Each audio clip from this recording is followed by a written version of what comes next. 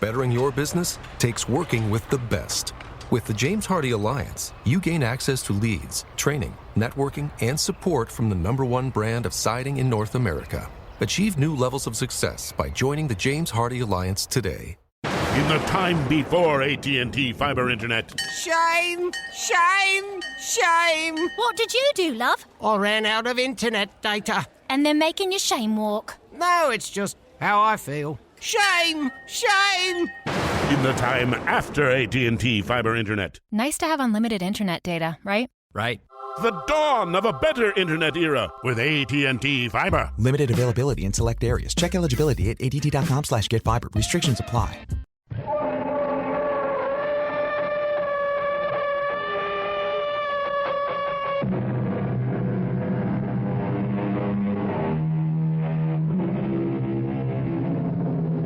Come in. Welcome. I'm E.G. Marshall. We have a little diversion for you that may both relax and intrigue you. It deals with the subject of dreams. A great deal, too much, I think, is said these days about facing reality. It is considered a great virtue to face reality, while to spend time dreaming, fantasizing, we call it now, is thought to be shameful, if not downright sinful. Personally, I would not care to live if I could not dream. Would you? I saw you coming out of her room. Did you now? Did you really? I won't have it, I tell you. I won't stand for it. Well, what do you propose to do about it? I don't know, but I'll do something. Like what? I'll tell her who you really are. Oh, come off it. Now, stop talking nonsense. You don't really know who I am.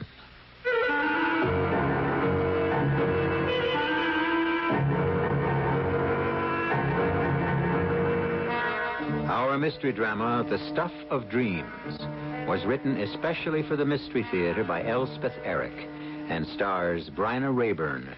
It is sponsored in part by Buick Motor Division.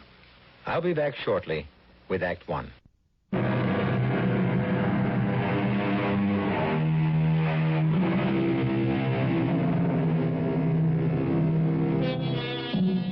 Back to the subject of dreaming, which is what our story concerns itself with. Not the dreaming we do at night, which is somehow considered respectable because we think we do not control it. No, this story is about the dreaming we do while we are wide awake. You sure you got the right address? I believe so. 111? That's right. Mrs. Tipton. That's right. Well, she ain't gonna come to the door. Well, why do you say that? 'Cause she never does. Nobody ever does. Well, somebody will today. You think so, huh? Well, you're wrong. You'll find out. I lived at 113 all my life, born there. I was here when she moved in 20 years ago. Moved in and never came out. If it weren't for Mrs. Hutchins, the cleaning lady comes once a week, we'd think she was dead. But Mrs. Hutchins has her own key. Mrs. Tipton, don't let her in. You can stand there for 100 years. She'll never come to the door. I really don't think it's any of your business. Well, I'm just telling you what I know. Look, I happen to be answering an advertisement. See? Here it is. I cut it out of the morning paper. It's about a job. Something happened to Mrs. Hutchins? The cleaning lady? Well, she was here yesterday. It's not an advertisement for a cleaning woman. What's it for? Well, it doesn't say exactly, but there's no mistake about the address or the name. Mrs. Hilda Tipton, 111 West. That's her, all right. So, see? You're the first person I've ever seen ringing that bell in 20 years. Must be something up inside there. Well, I really wouldn't know. Oh, wait till I tell my sister. Will she get a kick out of this? Oh, hey, you mind if I stand here till she opens the door? That is, if she ever does open the door, which still remains in a doubt. I do mind. I want this job. The money's very good, and it won't help my chances if she sees you standing there gawking at her. Oh, I'm not gawking. I got every right to be here. Just walking my dog, that's all. I do it every day, 3 times a day. Trixie and I always stop in front of 111 for a couple of minutes. We got a right. Well, just the same, if you wouldn't mind... Okay. Trixie's all finished anyway. Come on, Trix. We go home. We ain't wanted here, that's plain. Thank you. We can watch from our porch anyway, can't we, old girl? Sure we can.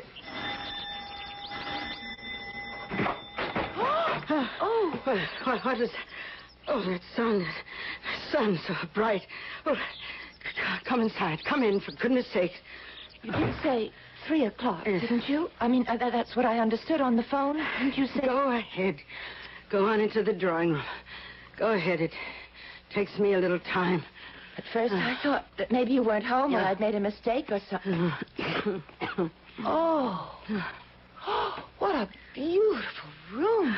Oh, how perfectly beautiful. And I was on the phone when you rang the bell. It takes me a while to get around.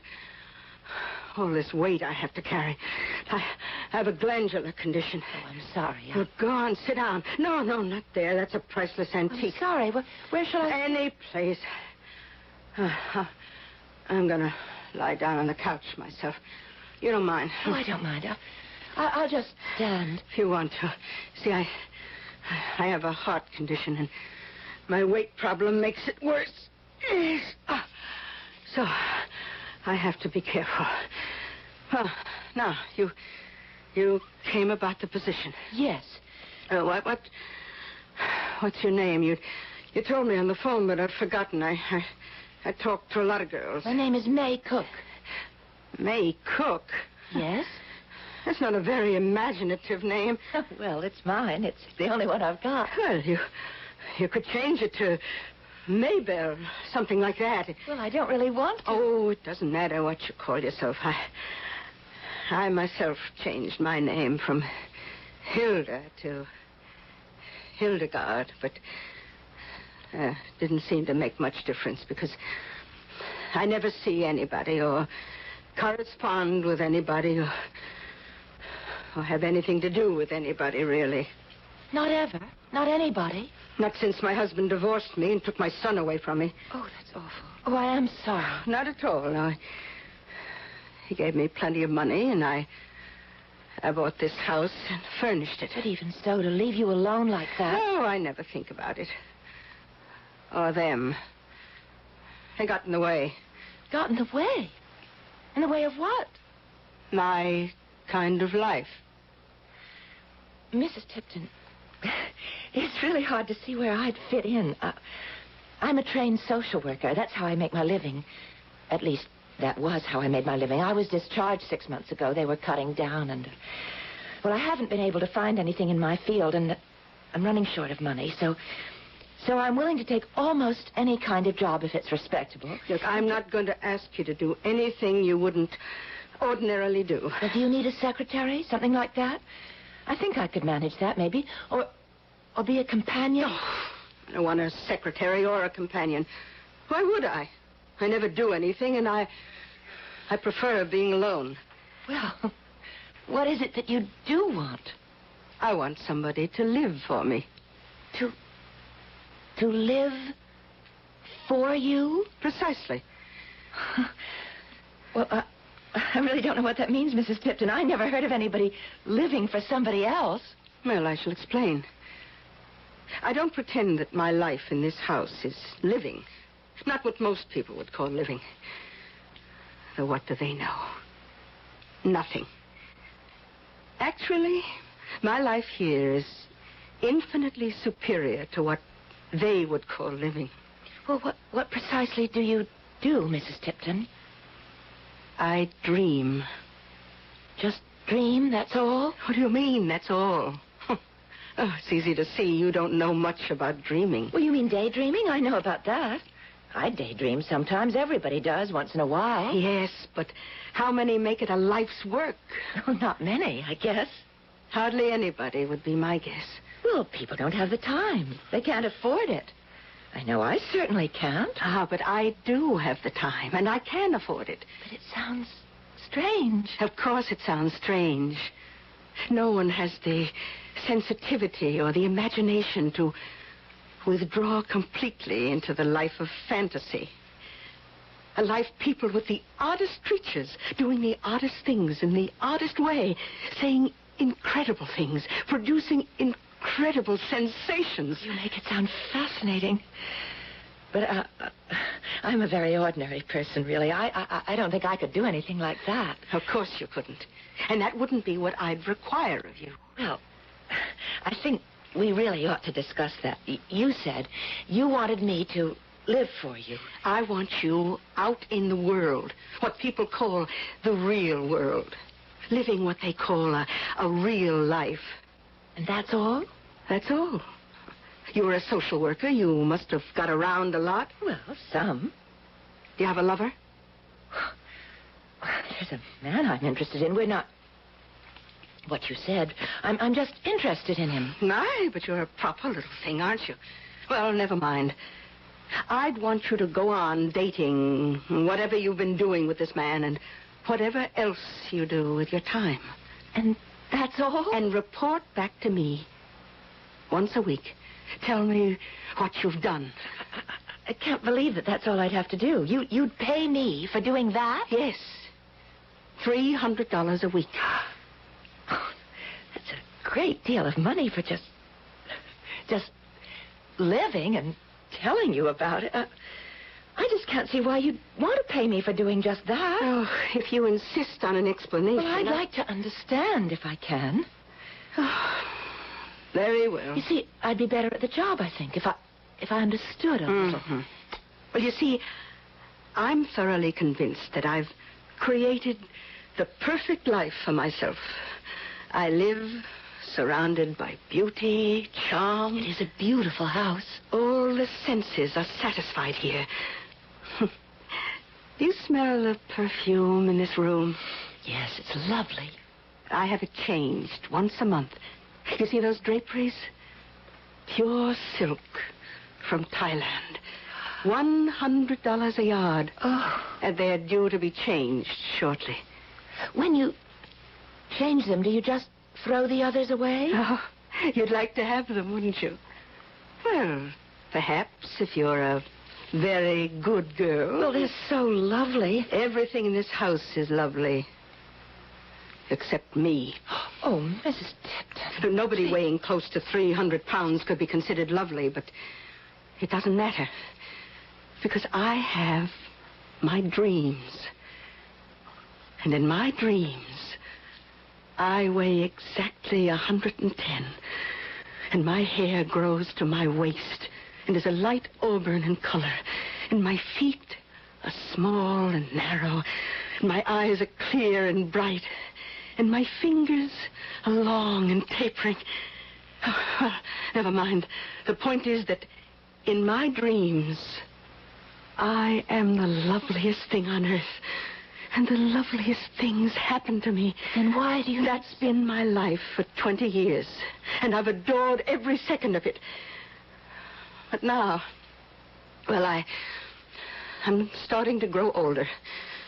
It's sad, but I'm growing older, and it's harder than it used to be to dream my beautiful dreams. Everybody grows older, Mrs. Tipton, eventually. I don't intend to. No. I mean to go on living in my dreams until the very end. If there ever is an end. But there has to be, doesn't there? I mean, for everybody. Not for me. But I still don't see what you want me to do. I mean, I don't see what possible help I could be to you. I need food for my dreams. Food? They're starting to grow stale, my dreams, repetitious. I've dreamed each one of them 1,000,000 times. I need new ones. But can't you just make them up? No, I can't. I need some contact with life as it's lived by others. You know, sometimes lately I've had the sensation that I was melting into my dreams, that I was vanishing into them, that I was becoming nothing but my dreams. Well, what I need now is to build a little bridge between me and the outside world. And since I clearly can't do this myself, I must have someone do it for me. And that's what you want me to do? Build a bridge for you? You think you can? I can try. I'd like to try.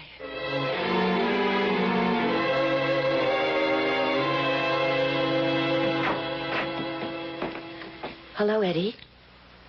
Well, hello, Miss Cook. How are you? How should I be?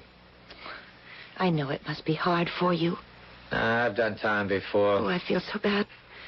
It's my fault, really, that you're here.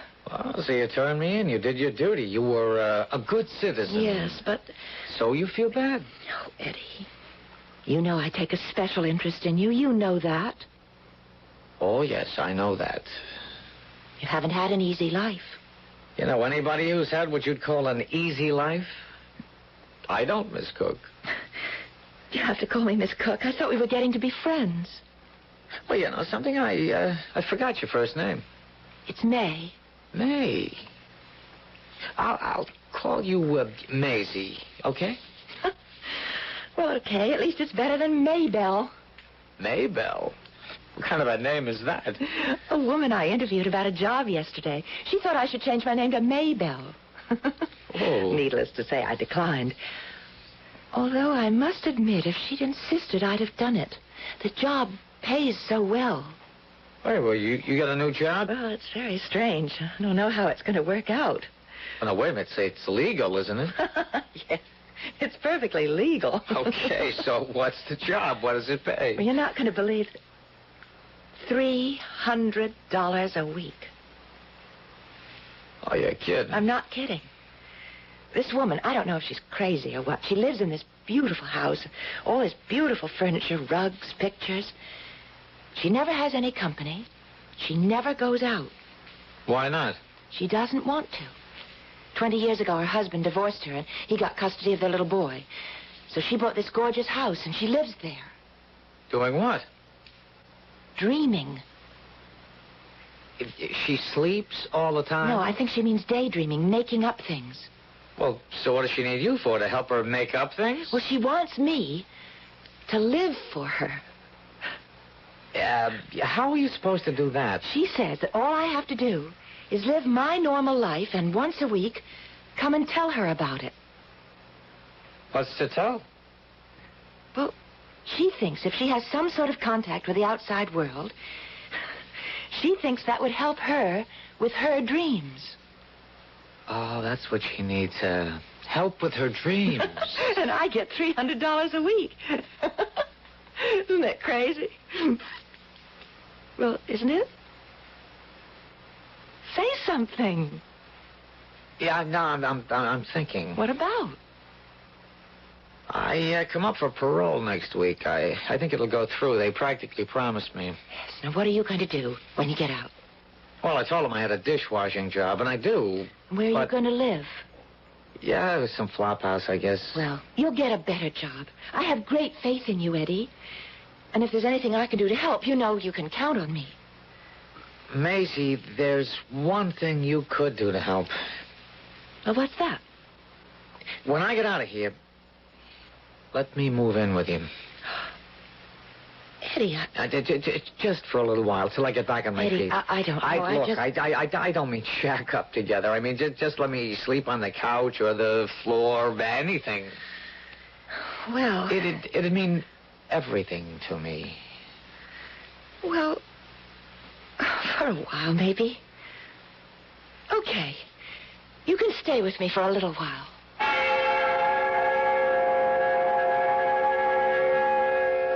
Dear sweet Mother Nature, at whose shrine we all pretend to worship and whose dictums we constantly violate, what oddities she does create.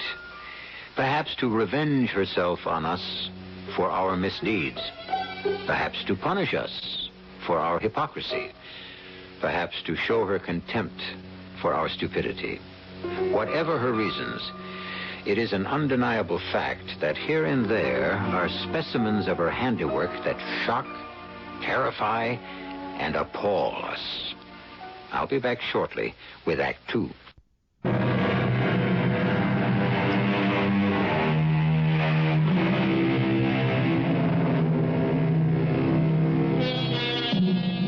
Our tender little heroine, Miss May Cook, has secured a position with Mrs. Hilda Tipton, wealthy recluse.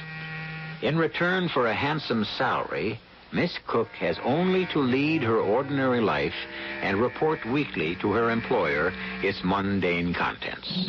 To be, in Mrs. Tipton's words, her bridge to the outside world.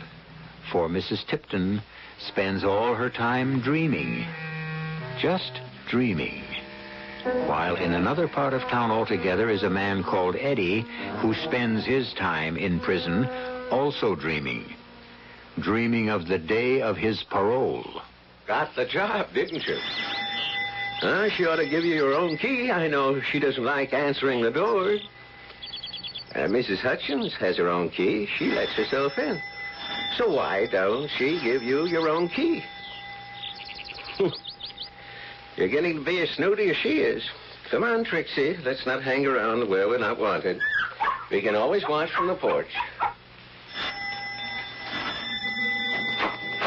Oh, come on in, May. Hurry up.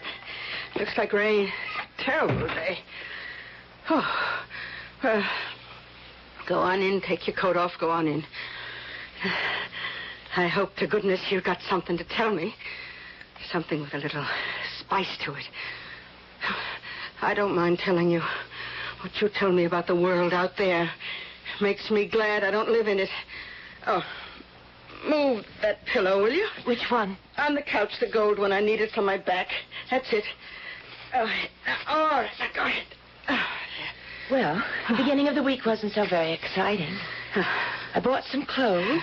What kind of clothes? Well, a couple of shirt-waist dresses and... Shirt-waist dresses? Oh, they're very nice. Nice? I paid quite a lot of money for them. Oh, didn't you buy anything, sexy? No. Nothing long and filmy and, revealing? No, I've never worn that sort of thing. Didn't you tell me you were in love with some man? Yes, that's true, I am. You wear shirt-waist dresses when you're with him? Alone with him, I mean? Well, he hasn't been in town lately. Where's he been? Away. Away where? Oh, you don't want to tell me. Okay. When's he coming back? Well, he is back. He came back last night. Oh, good. So, what did you do last night, the two of you? Well, we went out for dinner, seeing as it was his first night home. What did you eat? He had steak, I had fish. We both had salad and ice cream. Oh, Lord. Even the food you eat is dull. Don't you ever eat anything interesting? We used to go to a Chinese restaurant sometimes. I bet you ate chop suey. Yes. So, after that splendid repast of steak and fish and ice cream, then what did you do, huh? Well, we went to a movie. What movie? The one in the neighborhood. I forget the name of it. Oh, May, you could make up a name. Why would I do that? Well, you know I never go out of this house. I don't know one movie from another. So if you made up the name of a movie, I wouldn't know the difference. But why should I? Because you're lying. You never went to any movie. Not last night, not after your lover's been away out of town, whatever. No. I want the truth, young lady. I want the whole truth. You've been coming here, 3 weeks now, and you haven't said one word that was interesting. Near as I can tell, nothing happens out there in the world. Nothing whatsoever. It's true. Nothing much does happen to me, Mrs. Tipton. I don't believe that. I don't believe that for an instant. I couldn't have been so wrong about you. I never said that I was interesting or anything like that. I know, but there was something about you. I heard it in your voice over the telephone. So sweet, so mild, so eager to please. And then when I met you, I could see it in your face. I don't know what you could see. I'm just... Hunger. Yearning. You wanted my draperies, didn't you? Oh, but only if you were going to throw them out. Well, you'd take second-hand things if they were fancy, expensive. And then there was your manner. The way you smiled and agreed with everything I said, even if I was rude. I knew you must have another side to you.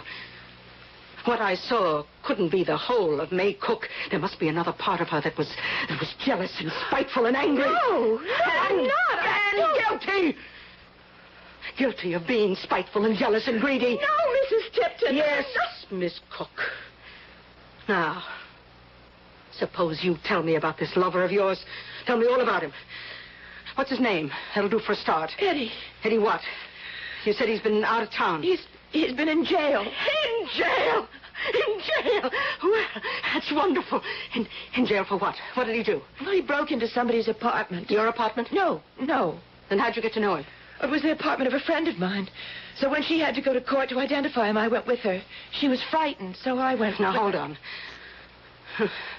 I remember enough of the world to know that when a person says it happened to a friend, it didn't. It happened to that very person.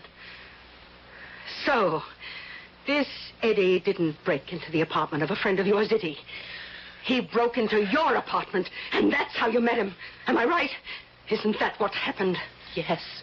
Of course. Of course. Now, how did he get in?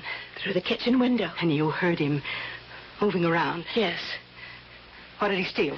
Well, I didn't have very much. He took my mother's engagement ring and her wedding ring. I had a little cash, about $20. He took that. And what else? Oh, that's about all. I don't want to hear about all. I want to hear all. What else did he take? Nothing else. He took you, didn't he? I don't know what you mean. I mean, he took you by force against your will. I mean, rape, you ninny. He raped you, didn't he? No, he didn't. Why don't you admit it? Mrs. Tipton, I can't admit to something that never happened. Oh, you make me sick. Well, if that's so, perhaps I better not work for you any longer. And give up all that money? You need it, you know you do. Not that much. Look, I want you to do one more thing for me, then we can call it quits. I want you to bring this Eddie person here to my house. I want to meet him. I don't know if he'd want to come, Mrs. Tipton. You bring him. Tomorrow night. I'll expect you both. For dinner. I've had enough conversation for today. You can go now. Your money's on the little table by the front door. Thank you, Mrs. Tipton. 3 $100 bills. Crispy new ones. Thank you, Mrs. Tipton. For once, I got my money's worth. And I mean to get much more. Much more.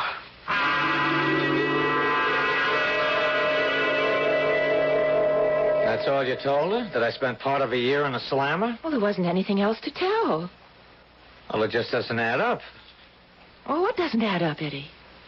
Well, that this old bag would want to meet me. I don't care how nutty she is or how lonely or how anything. That's not enough of a reason. No. There's got to be something else. Yeah, I know what these biddies have on their minds. All the time they got it on their minds. Didn't she ask anything about that? About what? You and me. About sex, dummy. She didn't ask me. She told me. Told you what? That you raped me. I knew it. There had to be something. Well, of course, I said you didn't. Then what? Then nothing. She got disgusted with me because I wouldn't say that you... Because I wouldn't say something happened that never happened. And so I said that maybe if that was the way she felt about me, maybe I better not work for her anymore. You said that? She didn't seem to care whether I quit or not. There was just one more thing she wanted me to do. And that was to bring you to her house tomorrow night for dinner. And you said you would? Well, I said I'd ask you. You don't have to go. What do you mean I don't have to go? She's pretty weird. I want to go. But, Eddie, I really believe Mrs. Tipton wants to think you raped me. I mean, I don't think she believed me at all when I said you didn't. Well, we can set her straight, can't we? Well, I don't think she wants to be set straight. It was a nice job while it lasted. Oh, it isn't over yet. Oh, yes, it is. I've made up my mind. After tomorrow night, I'm never going near that house again. You know, you're perfectly right. You're not cut out for that job. Well, I'm glad you feel that way. Yeah, but me? I was tailor-made for that job. You? You mean you'd go to work for her? Well, why not? You said it was legal, didn't you? Yes, it's legal, but... Well, I can tell my parole officer I'm working for a rich lady who is slightly eccentric. It'll sound great. Oh, Eddie, I don't know. Yeah, but I do know. Look, you made hash out of that job. I know I did. It's yeah, just... but I won't, believe me. I'll make it into the best paying job in the world. Oh, you just want the money, is that it? Not that I blame you. I wanted it, too. But, you see, it isn't worth it. Look, here's the $300 that I got paid today. You take it. I really don't want it, and you need it, so you take it. You don't think it's the money I care about. Look, here. It's 3 $100 bills. Hand them over. Here. Give me a match. What for? Never mind. I got one someplace. What do you want a match for? I got it. Eddie. Oh, you can't. Oh, don't do that. That's $300. Don't they burn pretty, though?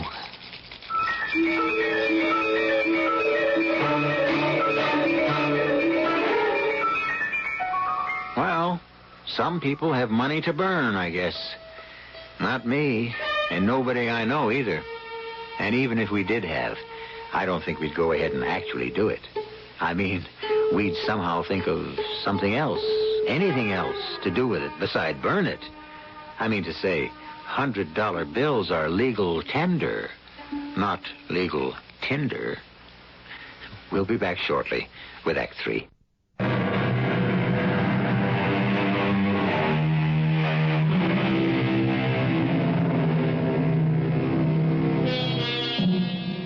It is the next night now, and May is bringing Eddie to have dinner with Mrs. Tipton. Or is it the other way round? Is Eddie bringing May to the house of a woman he has never met? For contrary to May's expectations, Eddie jumped at the chance to meet May's employer. More correctly, her former employer. For May fully intends to resign, and Eddie fully intends to take her place. It is 7 o'clock, and May and Eddie are arriving at number 111. Okay, keep the change.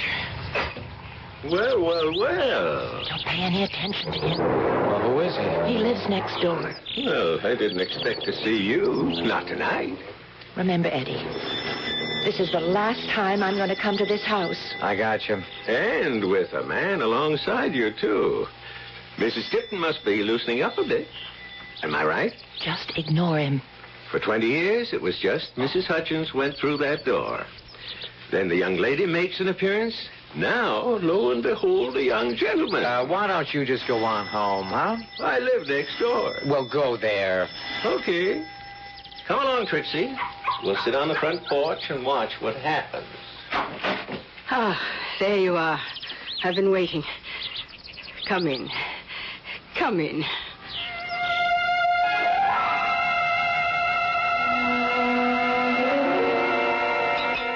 Oh, that was the most delicious meal I've ever been privileged to enjoy, Mrs. Tipton. Better than prison food, Eddie. Well, I haven't always eaten prison food. I'll just bet you haven't. Oh, May, fetch Eddie another helping of the burnt almond mousse. Yes, Mrs. Tipton. Eddie? Hmm? You remind me of somebody. I can't think who. Your husband, perhaps? Oh, heavens, no. My husband was a stick. Your son? Well, considering I haven't seen my son since he was 5 years old. Now, you're more like someone I've dreamed about. There's your dessert, Eddie. Well, just set it down. When you've finished, maybe you'd like to see the rest of the house, Eddie. You've seen the first floor. Maybe you'd like to see the second floor. Oh, now, that would be a privilege. My bedroom, I think, is my masterpiece. It's in shades of beige at the moment. From ivory through parchment to ecru. Though I may change it. Let me look at it first. Oh, I will. I've never seen your bedroom, Mrs. Tipton. No, you haven't, have you?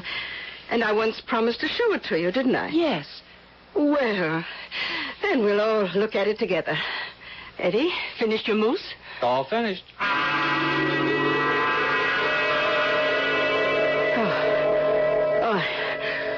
I really should have an elevator installed. These stairs are getting to be too much for me. Voila. Entree. Oh, how perfectly exquisite. It's very nice. I commend your taste, Mrs. Tipton. You really like it. Yeah, I really do. But you said you were going to change it. Oh, I change everything regularly. I get tired after a while. I need new things, new colors, new textures. New sensations? Most of all, new sensations. Well, I have some thoughts on how you could redecorate this room. Oh, have you indeed? Oh, I wouldn't change a thing. Who asked you? Oh, it's just an opinion. I'm interested in Eddie's opinion, not yours. Why don't you go downstairs and clean the table?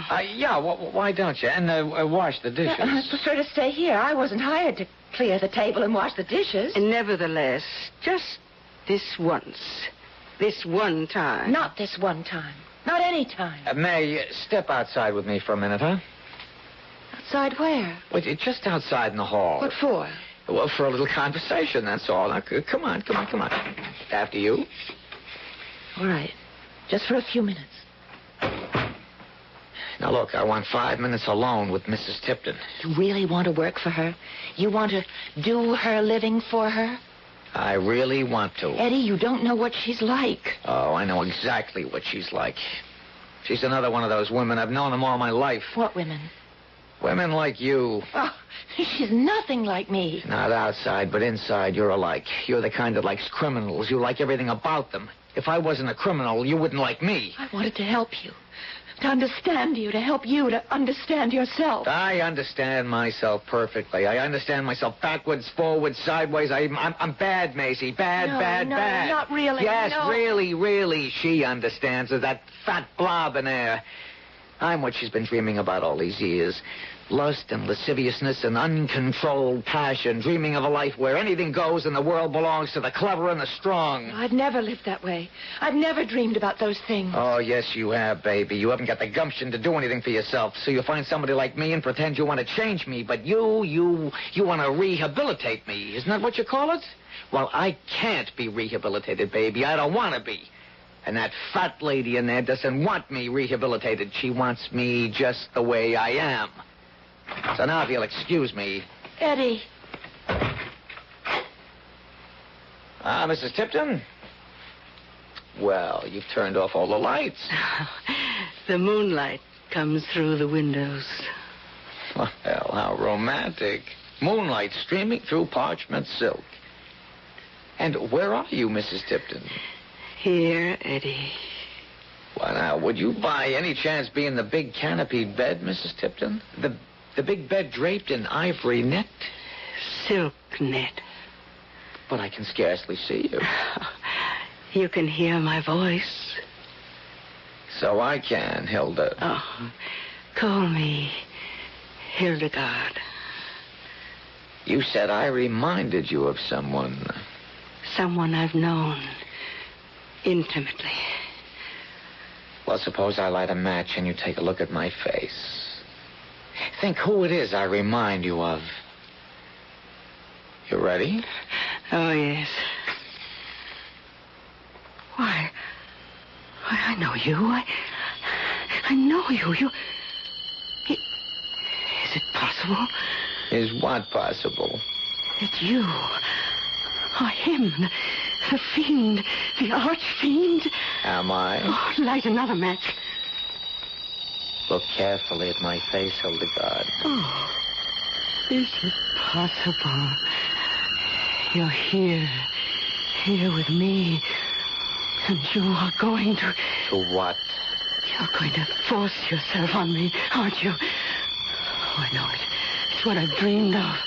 Oh, light another match, my beloved.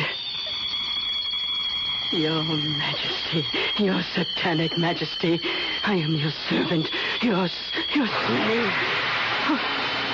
What is that? The room is growing red. There's fire. The bed is on fire. I'm on fire. On fire! The door's locked. Somebody open the door. Eddie, open the shelter, please.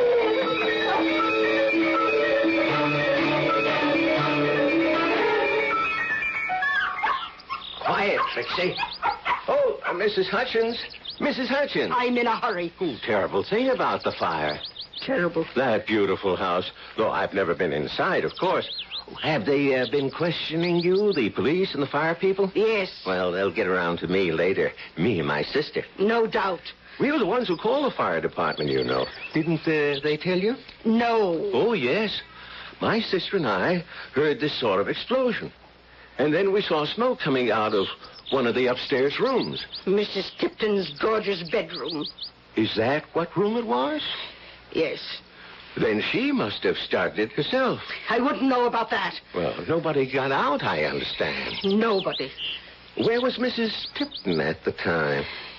In her bed. They found her there. Yes. And the young girl, Miss Cook, I believe her name was. Outside the door. The door to the bedroom? Yes. And the door was locked. Why, the poor girl must have been trying to get in to save Mrs. Tipton. It looks that way. But where was the man? What man? The man who came to the house with the young lady. There was no man. Of course there was a man. He drove up about dinner time with the young lady, and they went into the house together. Now, he never came out because my sister and I watched the house back and front from that moment on. We were so surprised to see a man going in. No man was found in the house. Well, wait till they get to questioning me. I'll tell them about the man that went in and never came out. You'll only be making a fool of yourself. Well, it must have been the man that set the fire. The fire started in the bedroom, and the door to the bedroom was locked. And no body of any man was found, so there. Now, I've got to be getting on home. You can tell your fanciful tale to the police if you want to. But how did it happen? How did the fire start? It was the work of the devil, if you ask me. He has sly ways, the devil has. Very sly ways. And all their pretty dreams went up in smoke, which, I am given to understand, is not an uncommon fate for dreams that are too remote from reality, and in particular dreams of violence. These especially are doomed to end in smoke and fire and death. So dream away, my friends, as I shall continue to do. But be careful what your dreams are made of. I'll be back shortly.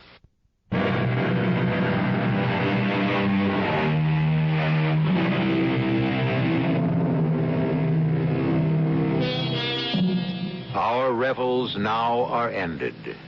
These, our actors, as I foretold you, were all spirits and are melted into air, into thin air. And this insubstantial pageant faded, leave not a rack behind. We are such stuff as dreams are made on, and our little life is rounded with a sleep. As so often happens, the final word is given to the one who says it best. Master William Shakespeare, born 1564, died 1616. Our cast included Marion Seldes, Bryna Rayburn, Jack Grimes, and Dan Arco. The entire production was under the direction of Hyman Brown. And now, a preview of our next tale. Sleeping pills? Very mild. I could give you one. No, thank you. I don't... What's that? No. It's just the telephone. It's strange at this hour. Shall I answer it? Yes, please do. Hello? Oh. Well, just a minute. The operator says Mr. Bomer is on the wire. It's an emergency. Will you take the call? An emergency? Well, of course. Hello, operator? Yes, you may put the call through. Here you are. Hello, Mr. Bomer. What are you saying? Who are you? No, I won't listen. Oh, Miss Radlover, what is it? Are you ill? You're so pale. It was not Mr. Bomer. Not Mr. Bomer? Who was it? I don't know. Someone who said they would kill me. This is E.G. Marshall inviting you to return to our Mystery Theater for another adventure in the macabre. Until next time, pleasant dreams.